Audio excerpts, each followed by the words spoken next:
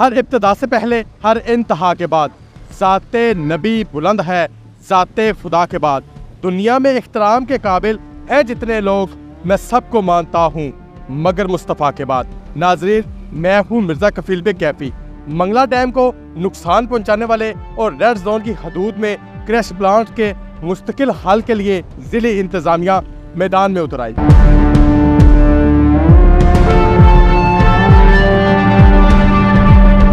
Deputy commissioner Jhelum سیدہ رملہ علی نے کہا ہے کہ منگلا ڈیم کے تحفظ کے لیے ہر حد تک جائیں گے اور منگلا ڈیم کو نقصان یا ریڈ زون میں آنے والے کریش پلانٹس کا مستقل حل نکالیں گے۔ محکمہ ماحولیات، وابڈا اور دیگر متعلقہ حکام اس حوالے سے حکمت عملی بنا کر فوری طور پر عمل درآمد کروائیں۔